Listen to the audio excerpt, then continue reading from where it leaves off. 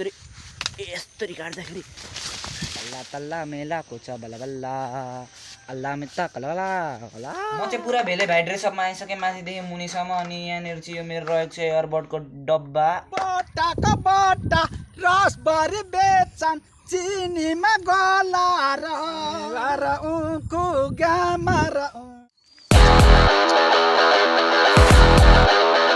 Good morning, welcome back to my new blog. फेरि पनि आइसकेको छु म नयाँ ब्लग लिएर। अहिले चाहिँ म आएको छु आफ्नै घरको मकैबारी स्क्यान हान्नलाई। अब स्क्यान पनि कसरी हान्नु, यहाँ मकैबारीमा अहिले शीतै शीत छ, भर्खर पानी परेको छ नि त। अब यहाँनिर फेरि मकै नै पलाएको रहेछ त के अब स्क्यान हान्नु होइन। अब अहिलेको वेदर चाहिँ एकदम बब्बाल भइरहेको छ। पहाडहरूको भ्यू चाहिँ यहाँ हाम्रो घरबाट मस्त देखिरहेको छ होइन। सो हाम्रो गाउँ घरबाट देखिने भ्यू भनेको चाहिँ यस्तो रहेको छ। पहाडको मस्त सिन देखिन्छ, यता मकैबारी छ। म चाहिँ तपाईँहरूलाई देखाउँछु सिनेमेटिकमा। अब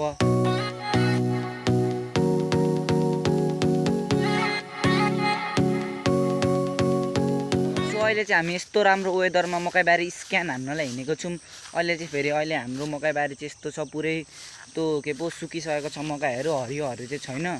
यता आफ्नो गाउँ सर्पा हो क्या, आफ्नो गाउँतिर घरतिर यस्तो मकैबारीहरू चाहिँ पुरै सुक्न थालिसकेको छ अहिले चाहिँ। अब हाम्रो मकैबारीहरू चाहिँ यस्तो भइरहेको छ, यस्तो मजाले सुक्न थालिसकेको छ। अब यस्तो छिमेकीहरूकोतिर स्क्यान हान्न जाउँ न त अब होइन। म चाहिँ यस्तो शीतमा मकैबारी स्क्यान हान्न भनेर यस्तरी हिँडिरहेको छु होइन। यस्तो शीतै शीत छ। अनि मकैबारी चाहिँ यता रहेको छ हाम्रो छिमेकीहरूको। अब यस्तो स्क्यान हान्न जाउँ न अब। यत्तिकै घुम्दै डुल्दै म त्यस्तो चोर्ने थिप्स हान्ने काम चाहिँ केही पनि गर्दिनँ। अब म चाहिँ आएको भनेको चाहिँ मकैबारी स्क्यान हान्न लागेको थिएँ, तर होस् नहानौँ, फेरि छिमेकीले देख्यो भने मेरो हड्डीको स्क्यान हुन्छ। तर यहाँबाट भ्यू चाहिँ बब्बाल देखिँदो रहेछ क्या गाइज। यस्तो हेर्नु त, यहाँ मकैबारीको टक्क यहाँ माथि पहाडको यहाँदेखि त अब्बुई बबाल देखिने रहेछ। अनि हाम्रो गाउँघरको प्रकृति भनेको यस्तै छ क्या, अब बब्बाल देखिन्छ। अब यहाँनिर अब अलिकति त्यो स्क्यान हान्दै मान्छेहरूले देख्यो भने फेरि मेरो हड्डीको स्क्यान हुन्छ। त्यसैले चाहिँ अब चाहिँ म घर जान्छु। यस्तो हिलो गाजीमा चाहिँ तान्ने, यहाँनिर चाहिँ यस्तो पानी छ, त्यही भएर। सो अहिले चाहिँ हामी आइसक्यौँ त्यता मकैबारी स्क्यान हानेर। यता गाउँमा बिहे छ कि क्या, अघिदेखि ढुटाडु गर्दैछ पञ्चे बाजा। स्याल कराएको हो कि क्या हो। फेरि मकैबारीमा एक्लै बसेको देख्यो भने त चिलिम फर्काइदिन्छ त। त मकैहरू त एकदम बबाल फलेको रहेछ। अनि ल फ्यासन खान छ त, फ्यासन खान टोइलेटको फ्यासन खान रहेछ अहिलेको। अनि यस्तै छ हाम्रो। अरे मलाई घुरेको त अहिले, मलाई घुरेको ल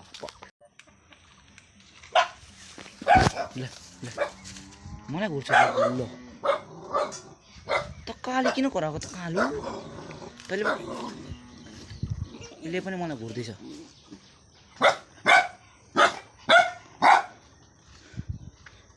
दुईजनाको भिरन्डा परेको रहेछ घुर्ची। यसो घुमघाम हान्न पनि आइपुग्यो। अब यहाँनिर खुट्टा चाहिँ अब धुनै पर्ने हुन्छ होइन।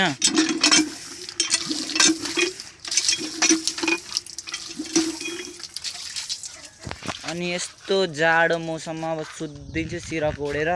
हाम्रो खैरीलाई चाहिँ 1-2 दिनदेखि के भइरहेको छ, लास्टै ल्याङ भइरहेछ। अनि अब चाहिँ सुत्दिनु पर्ने हुन्छ भनेको त। अब गाईहरू काहीँ पनि लगेको छैन, भैँसीलाई चाहिँ लग्नु पर्यो चराउनलाई। त्यसैले अब भैँसी लग्न जान आँटेको बुवा र म चाहिँ। सो गाई चाहिँ भैँसी दोष र म हिँडिसकेको छु। अगाडि चाहिँ बुवाले लिएर जाँदै हुन्छ गाई दोषलाई, भैँसी दोष चाहिँ आउँदैछ पछाडि। तल्ला तल्ला मेलाको छ बल्ल बल्ल अल्लाह मित्ता कलला कला। अहिले भैँसी दोष चाहिँ अलिकति शर्माउँछ हिँड्नलाई, तर केही छैन, भैँसी दोष हिँड्छ हिँड्न त। अब मेरो गीत यस्तो दामी छ कि सबै मेरो गर्ल फ्यानहरूलाई चाहिँ सबैलाई मनपर्छ होइन। अब तल्ला तल्ला मेलाको छ कलला अल्लाह मित्ता कलला, यही हो मेरो गीत। अस्ति हामी त्यतै गएको घुम्नलाई के पो अन्तुतिर। अन्तुबाट त फेरि हेर्दाखेरि कस्तो अकड त्यो हुन्छ नि। कताबाट हेर्दा यता आएर हेर्छु त अब यता पहाडदेखि उता हेर्दा हिमाल अगाडि देखिन्छ, उताबाट यता हेर्दाखेरि फेरि देब्रेपट्टि देखिन्छ।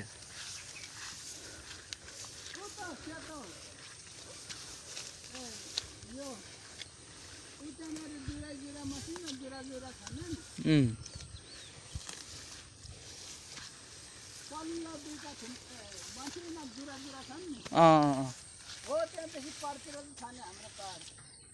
सो गाइस नेपालको वेदर अहिले चाहिँ निकै नै आश्चर्यचकित छ, कहिले फेरिन्छ त कहिले बदलिन्छ छेपारोले रङ फेरे जस्तै। र यहाँनिर बुवाले गाईहरू ठोक्दै हुन्छ।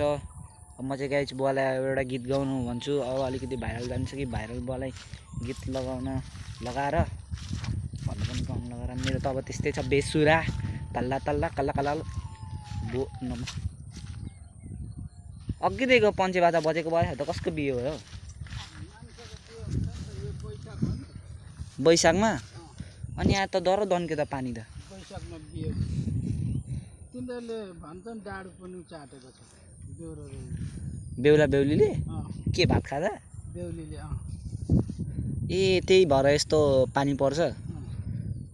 ए डाडु पनि चाटेको धन्दा या डाडु पनि हो चाटेर। म आज स्कुल जान पाइनँ, राम्रो भयो, पढ्नु पर्दैन त भाइ। ल एउटा गीत हानिदिउँ न त ल मेरो भिडियोमा, अलिकति भाइरल जान्छ कि भाइरल बसँग गाउन लगाएर। अब बुवाले चाहिँ एउटा ऱ्याप हान्ने अरे, ल हान्ने ए ऱ्याप अरे गीत गाउने अरे, ल गाइदिनु। जहिले ऱ्याप हान्नुहुन्थ्यो अहिले गीतमा सर्नु भएको छ नि त, अहिले त्यही भएर गीत हान्नुहुन्छ अरे। ल गीत सम्झिनु पर्यो नि त। ल सम्झौँ न त। कस्तो मजा घाम लाग्यो अब चाहिँ, यस्तो पाहाडतिर पनि घाम लागिरहेको छ। फेरि यताको साइडमा चाहिँ घाम लागेको छैन, यताको साइडमा चाहिँ पुरै घाम लागिरहेको छ। अनि यस्तै छ अहिलेको वेदर। यो खैरीलाई चाहिँ के भएछ अस्तिदेखिको निकै पातलो भइरहेको छ। चुर्ना चम्केको हो कि मलाई जस्तै चियामा चिनी अलिक बेसी चाहिन्छ। यसलाई चाहिँ हड्डी अड्केको जस्तो छ यहाँ घाँटीमा, केही छैन, निको हुन्छ। ल जङ्गिनु भयो लु। बट्टाको बट्टा रसभरी बेच्छन् चिनीमा गलाएर। सानो भयो नि स्वर। अलिक ठुलो लाउड स्पिकरमा। ल ल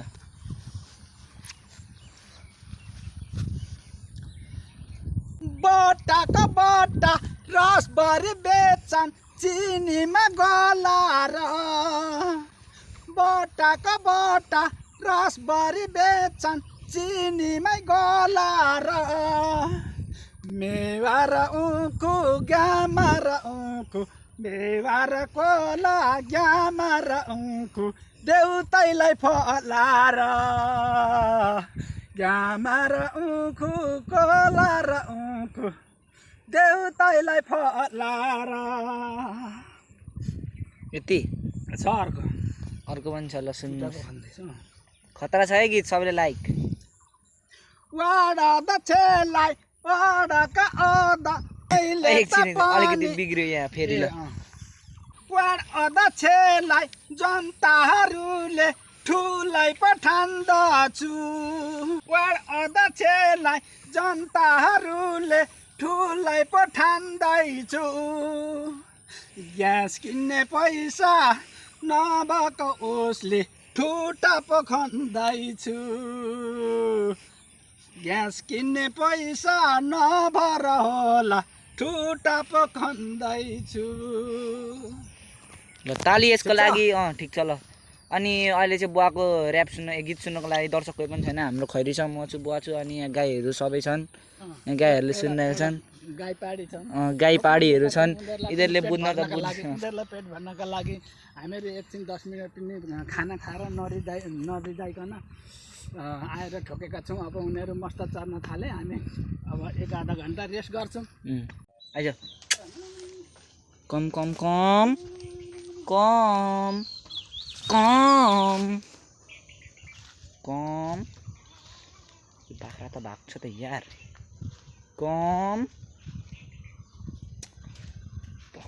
म चाहिँ पुरा भेले भाइ ड्रेसअपमा आइसकेँ, माथिदेखि मुनिसम्म। अनि यहाँनिर चाहिँ यो मेरो रहेको छ एयरबडको डब्बा।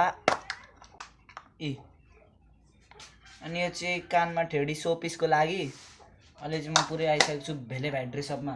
गीत बज्दैन त्यही पनि लगाइदिएको मैले। किन चाहिँ म भेले भाइ ड्रेसअपमा आएको भन्दाखेरि अहिले चाहिँ हामी जान आँटेको छौँ मकैको ढोड काट्नलाई यस्तरी।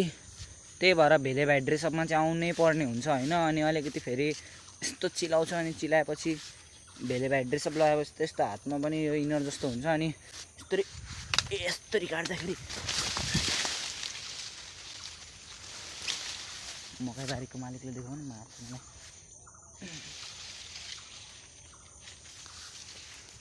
सो अलिकति भेले भ्याड्रेसम्म आउँदा आउँदै अलिकति रियाक्सन ओभर बेसी भएछ होइन, त्यसै कारणले त मैले मकै सिधा पार्नै पर्ने हुन्छ। सो गाइस मेरो मोबाइलमा चार्ज पनि अलिकति कम छ, त्यसैले म चाहिँ अब त काम गरेको फोटो देखाउन पाउँदिनँ होला, सरी गाइस भिडियो देखाउन पाउँदिनँ होला, त्यसैले चार्जमा लगाएर जान्छु। अब म तपाईँहरूसँग मिल्छु त्यो घाँस काटिसकेपछि। सो गाइस फाइनली लिएर पनि आइसकेँ मैले मकैको घाँस। यहाँनिर चाहिँ रहेको छ अलिक ह्याप्पी नै रहेछ मकै घाँस त। अनि यति रहेको छ यो मैले लिएर राखेको मकैको घाँस। लास्टै टाउको दुःख जे भने पनि भ्यूमा चाहिँ हाम्रो गाउँलाई सक्दैन है कसले पनि, यस्तो बबाल बादलहरू लगाइरहेको छ। अनि भेले साइकल नकुदाएको पनि धेरै वर्ष भइसक्यो। अनि भेले साइकल लिएर चाहिँ म हिँडिसकेको छु ड्राइभ हान्नलाई। चाहिँ भेले साइकलमा हिँड्दा हिँड्दै एउटा गीत आइसक्यो। अब त्यो गीत चाहिँ तल्ला तल्ला भएर कच्चा खोला गल्ला अच्चामा त भात पच्चा। तिमीहरूको के चल्दैछ यहाँ? मेरो भाइ ऱ्याप हान्नु एउटा ऱ्याप।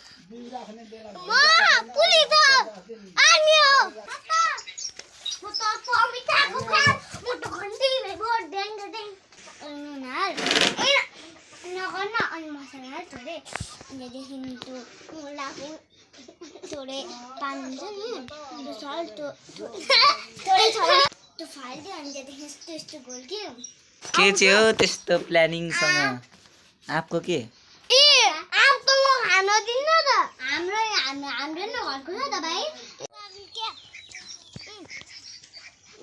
न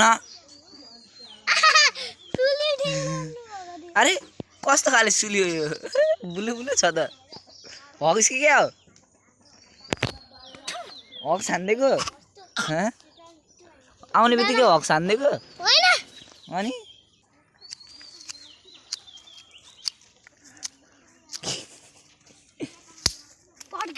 मुखमा पड्किन्छ अनि अहिले खान्छ सालु।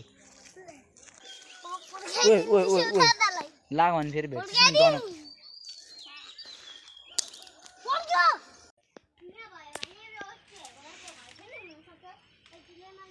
सो गाइस चाय पनि आइसक्यो।